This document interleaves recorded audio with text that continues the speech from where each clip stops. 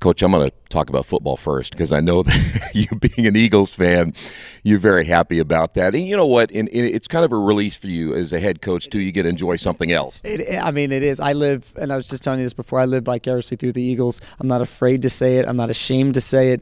I grew up in a sports household, Philadelphia sports through and through, all the major sports. And so being out here in Indiana, I think I cling even harder to the Philly sports scene. And so for the Eagles to go ahead and win that NFC championship was great. It was fun. Well, I hope I didn't irritate you too much last night by texting you and talking to you about today. I'm sure you're thinking, what does this guy want? No, I didn't get back to you right away. I was so entrenched in the game, but no, you didn't irritate me. Coach, let's talk about where you guys are at right now. I had mentioned before we started the interview that I saw you guys 2 games ago. Unfortunately, I didn't get a chance to see your game against Manchester, but go back to the Defiance matchup, and you brought out a little different of a starting lineup. You used some different rotations. You used some different players in different situations. Talk about that change in your lineup. Yeah, so, really what it's been is most of the season we've kind of had a set rotation with a set lineup. And just seeing, hoping things will play out and then we'll keep improving and we'll get better. And we improved, but not to the extent that we needed to. And, we got to the point in our season, and we're still in it, where there's just a greater sense of urgency. We can't afford a my bad. We can't afford I'll get that next time or take a possession off.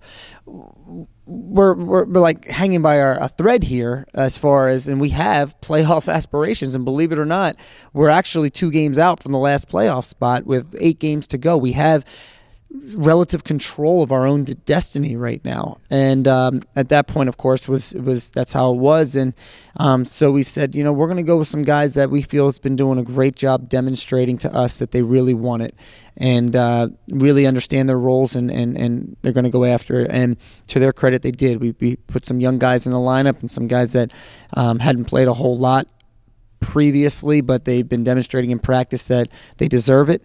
And they did a great job, guys like Jason Slane, a freshman, a guy like Tommy Sanborn, sophomore, and a few other guys like Brad Bliss, another freshman, just giving them an opportunity to go out there and give us energy and play their tails off, and that's what they did. And I think the guys who had been playing fed off that as well. So when they got into the game, it was the same, kind of had the same energy.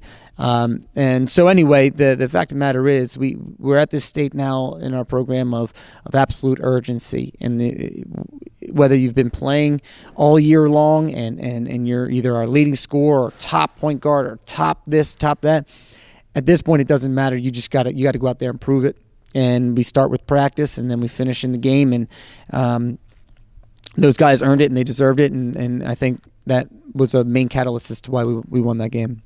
Was a little bit of the change on the mindset defensively to get a little tougher because you're giving up some points and the field goal percentages were a little bit high for the opposing team, and yet in that Defiance game, guys came out and guarded extremely well. Was that kind of the part of it? Or toughness absolutely was one of the aspects, right? There's toughness, there's the just the overall mental ability to understand our schemes and the game plan and following through with it. That's part of it. Effort level, energy level, all of that put together. Guys that were willing to commit more to the defensive end. And these guys, we don't need them to score. We've got guys who can score, come out there and get stops for us, and that's what they did. Well, I'll tell you what, go to the Manchester game, and you said that a couple things hurt you there, and one of those rebounding certainly was a big key in that one as well.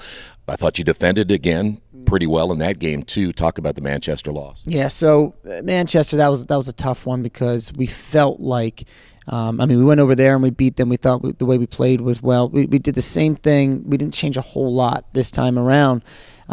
Biggest difference is they wanted the ball more than we did, and that's a shame to look back and say, given kind of having just won a game and where we actually are right now with potential playoff possibilities. That's a shame.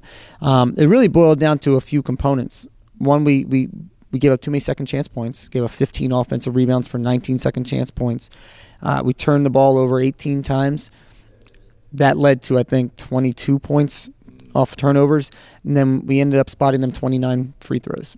So you add all that up, that accounts for almost 90% of their points. So if we can clean those areas up, which is areas that we talk a lot about, then we should be fine. But unfortunately, we didn't. You look at 90% of that, and it was a close ball game. Yeah, it really was. We were up at halftime, and I think it was a 4-point game with about 5 or 4 minutes to go, and they made some shots, and when they missed the shots, they got the rebound, came back and made some shots. Like it hurt us, So I think at the end it ended up being we fouled them so that they to stop the clock. It ended up being about a 10-point game, but a lot closer than that, clearly. Yeah. Coach, as you said, you're down to the final 8, and as well as I do, we really take it one game at a time. Talk about your next game, some of the things you work on here in the next couple of days to get ready for Wednesday. Right. So this Wednesday we have a Bluffton team that's playing really well, probably better than anybody anticipated. They lost their best player last season, and or their leading scorer, I should say. And then this year they lost another key player, but they're just so well coached and so disciplined, specifically on the defensive end, that they're in every game. And now at this point in the standings, they're in 5th place. They're in the playoffs. We went down there. We ended up losing by 3 to them. We felt like we should have won, so we were looking for this redemption game at home. If we play the way we're capable of playing on both ends of the court, I see no reason why we shouldn't walk out of here with a big win. We just got to put it all together. But it's a good team, and we're going to have to play well to beat them. And as I said, you've been around this game a long time. You really can just take it one game at a time now. You can't be thinking anything past Wednesday. We can't. Every game we're basically, every game for us is a playoff game. If and when we make the playoffs, we're going to be so battle tested. We can't afford to lose really any more league games, or else we're not going to make it. Every game matters significantly.